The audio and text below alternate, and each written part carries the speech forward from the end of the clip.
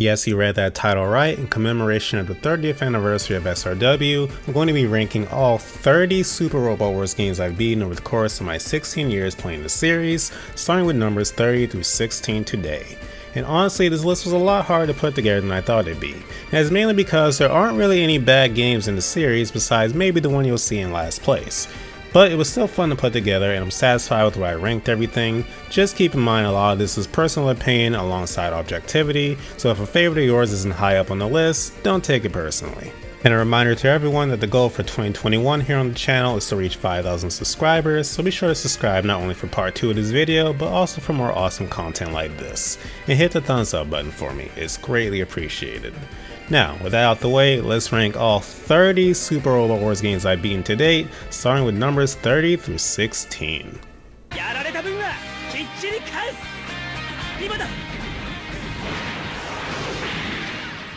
As I said in the intro, out of all the games we're talking about today, this is the only one I consider bad to any real degree, and it's a shame because I wanted to love OE. It had the potential to be one of the most unique entries with such a great large roster.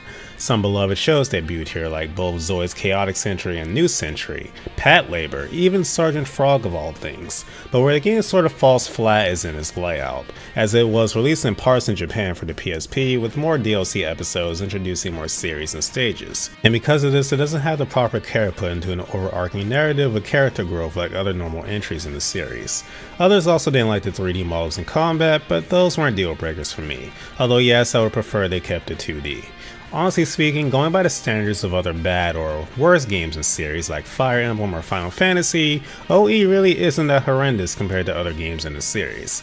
But the fact remains, for today, it takes last place. Oh, yeah!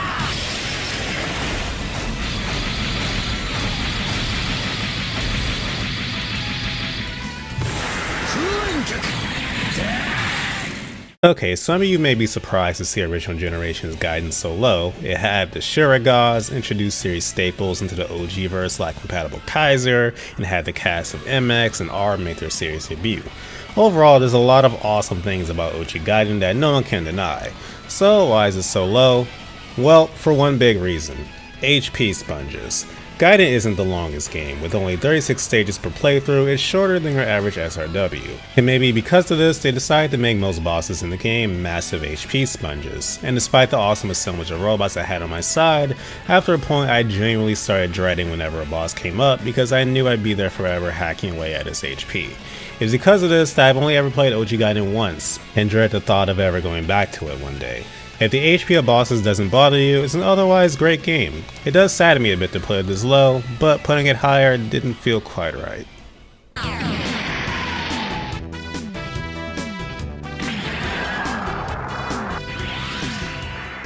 So L is one of those games where there's really nothing wrong with it, it's just in my opinion kinda average in a sea of above average games.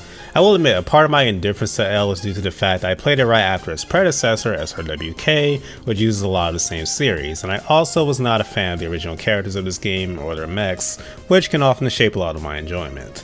L has some cool, even shocking debuts as well. Both Dankuga Nova and Macross Frontier debuted here, both of which have been in numerous big games since, and even Ixer 1 and 3 of all things finally got into SRW with L.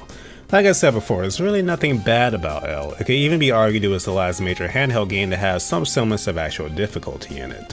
One of these days I actually like to replay it to see if I like it anymore now that I'm older, but for today it takes the number 28 spot.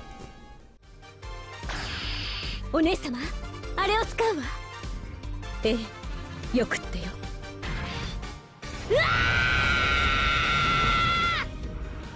Z3 Part 2 Tengoku Hen was the final entry in the Z series, and it's actually because of this that it's so low. As the final game is such a long sub-series, it had to wrap up a lot of things left unresolved from previous entries, the biggest being the battle between the Spear Bearers. I've seen some people argue that there's actually too much OG plot in this one, and I can't lie that it does overshadow most of the other plots. And I would actually be fine with this if it was really good and interesting, and some of it is. Main character Hibiki got even more awesome, and his story with his teacher had a satisfying conclusion. But then there's stuff like the big mystery surrounding Asukin being concluded on an unsatisfying note, and the last Sphere users not having much screen time to get us to care about them.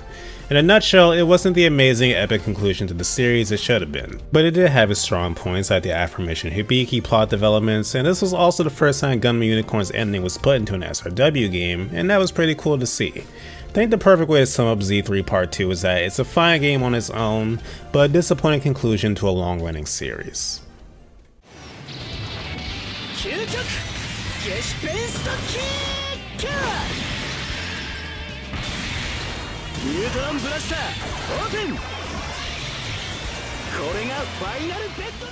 Alright, starting with this entry, you could say that the rest of these games are just plain good, with maybe one or two issues, and are just gonna get better as we go along. Moon Dwellers is, as of this recording, the latest entry in the OG series and was the first game in the series in over a decade to get an official English translation, which was a pretty big deal for the series and was one of the reasons for a lot of my and other players' hypes towards the game. But that aside, Moon Dwellers to me was just a good entry. Nothing bad about it, but not too much that made it stick out in the higher echelons of the series. Per the name, the cast of SRWJ took center stage in this, and as a fan of the originals in that game, I thought they did them justice here. They took an almost shocking amount of liberties with the plot of J, but I still like what we got. And Calavina and Toya fit right in with the rest of the cast. And I have to mention the fact this game finally saw the Endless Frontier exclusive characters Hawken and Ashton show up with the Phantom as their mech, which was pretty freaking awesome. Moon Dwellers was like the appetizer for the full course meal that will hopefully be OG3, and I cannot wait.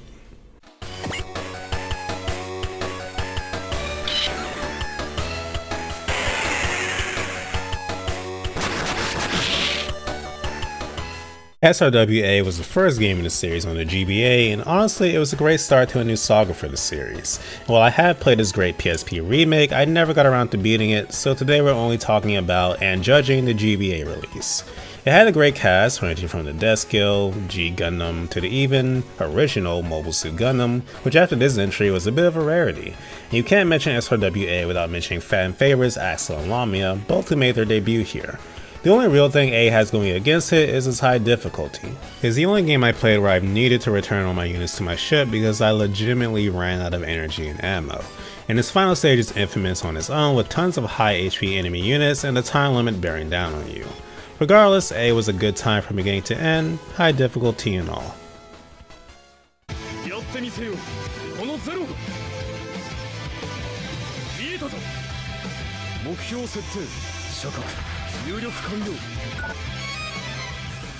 SRWX was an overall good follow-up to SRWV, and on paper I actually should have liked this game a lot more than I did.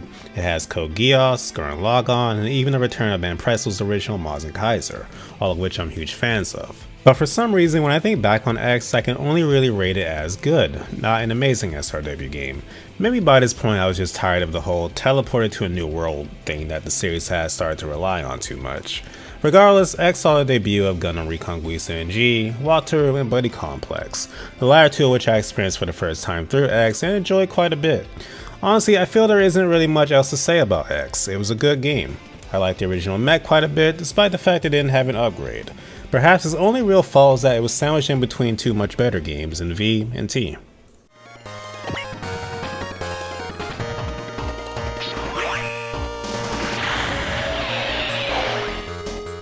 I'll be honest, R would likely be a few spots lower if it wasn't for the fact it was my first non-OG game I ever touched. Now that I think about it, I think R was the first non-English game I ever played, back when I didn't know a lick of Japanese. Back then, I was just excited to experience this shiny new series I had discovered, and I was enamored with every unit I came across in the game. It was my first time hearing of Getter, Mazinger, it was even my first exposure to Universal Century Gundam, along with Gundam X. And I didn't even know Gundam Wing was in the game beforehand, so when Duel popped up, I lost my mind. Yeah, a lot of my love for R comes from nostalgia, but that's honestly okay. It was a big catalyst for my love for the series that snowballed into this very video you're watching now. Speaking objectively though, it's still a good game. I like the original mechs and their pilots, and the time travel plot, while basic, is still enjoyable. R will always hold a special place in my heart.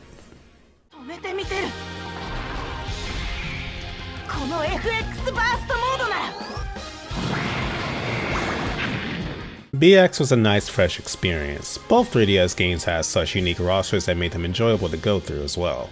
BX had Giant Gorg, Panzer World Galleon, Macross 30, and even Gundam Age. Gundam Age sadly only got its final season in due to its time skip nature, but as a fan of the show, I was happy to see it finally be in the game period. And they did it quite well in my opinion. By the end of the game, you can even recruit most of the major antagonists to your side.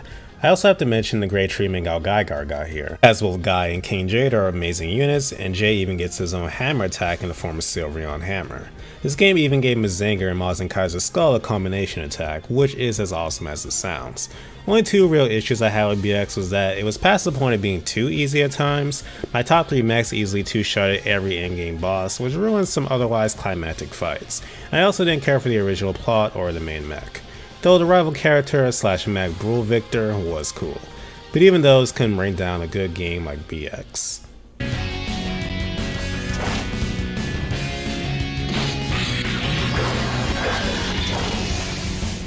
SRWK was a great step forward for handheld games on the DS and 3DS systems. W was phenomenal, but K laid the groundwork for future games with his partner system that every other game copied and improved on. Earlier I said I'll use a number of series from this game, and those series specifically are the newer versions of Jigen King, along with Goldanner and Gundam Seed Destiny, the first 3 which debuted here. And on the subject of Gundam Seed Destiny, K was the first time I experienced it to any capacity, though it wasn't the greatest introduction since for some reason most of the Seed Destiny plot happens in the background in K. It's really weird, but let's not get into that. Now, I can't bring up K without talking about his original character, Miss. For some reason, this guy gets a lot of hate in the SRW community, and I honestly don't think he's that bad. I will say though, in K you have the choice of influencing what your final mech is, and regardless of what you choose, they're both hideous. Like actual contenders for ugliest OG mechs ever, in my eyes. OG issues aside, K is a really solid game. The rest of the series list is great too. Gun X Sword, Zoe's Genesis, Fafnir. It's still a really unique lineup, and the game itself is one I still highly recommend.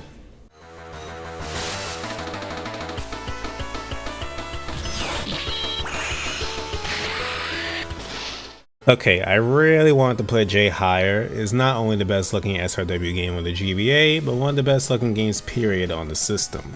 His engine has been used for the handheld games up to BX on the 3DS, and it was the debut of not only Fullmetal Panic, but also Tekkaman Blade, which opened the floodgates for shows like Ixer and Detonator Organ to later join. You even had a choice of 2 completely different original characters with 4 different mechs. J was a step forward for not only the handheld games, but the overall series as a whole in various ways. But it had one big glaring issue that makes me dread the thought of going back to it, and that's the amount of enemy reinforcements. J has so many stages with a ridiculous amount of enemy reinforcements that eventually starts to feel like a chore, because you know after you kill the first set of enemies, there's likely at least 2 more that are going to pop up. This may sound like a minor nitpick, but it happens so often and there's so many enemies that it brings down what otherwise would have been an easily top 15 game. Enemy reinforcement issues aside, it's undeniable that J does so much else right, and for that, you can't help but like it.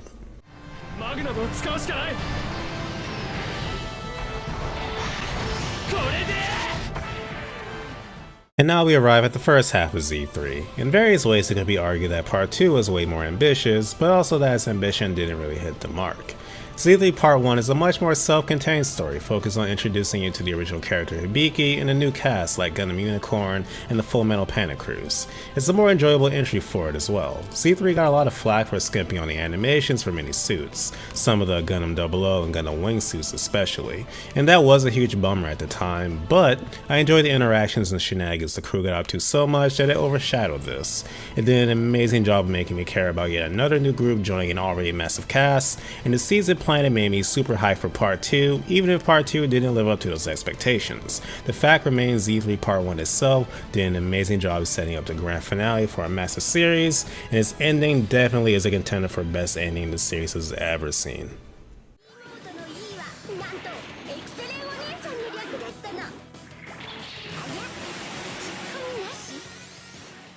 Maybe more so than any other game on this list, this one was the hardest for me to place.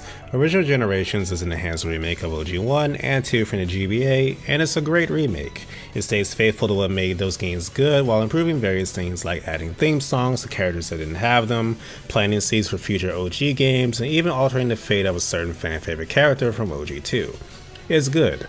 Really good, and with the now released English patches, I feel it's the perfect place for newcomers to get into the series and experience the OG timeline. It could be argued that it should be placed even higher than OG 1 and OG 2 since it improves on them. But I think at the end of the day, I can't in good conscience put it above the other amazing games we're going to talk about in this list. That reasoning may sound a bit weird to some of you, but I feel it's fair, which is why despite my love for it, Original Generations will hover here around the halfway point.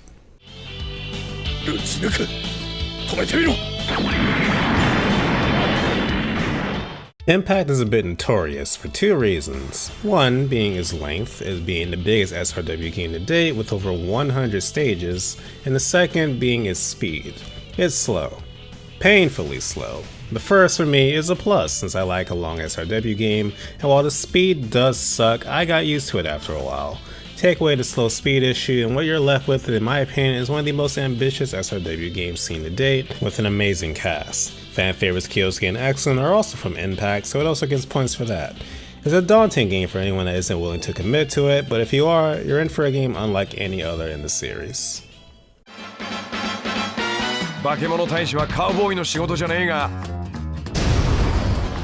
さあ、追っ始めるか。 The final game to end part 1 of this list is Super Robot Wars T, the as of this recording last released game in the series.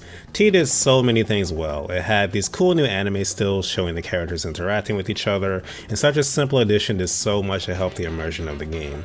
And it added some phenomenal new series like Magic Knight Ray Earth, Captain Harlock, and even Cowboy Bebop. And I like the original cast as a whole more than I have any other in years. Saizo almost made it sound cool to be a salaryman, which is no small feat. The fact such a good entry is as high up on the list doesn't take away from T's greatness, but it just shows how good the rest of the games we're tackling in the next video are going to be. And that'll do it for part 1 of this project. Thank you guys so much for sticking with me until the end. If you're watching this on the day of release, be sure to also check out my live reaction to the SRW 30th anniversary stream. I'm hoping to have part 2 with rankings 1 through 15 out before the end of July, so be sure to subscribe to see that. Thanks for watching guys, I'll see you next time.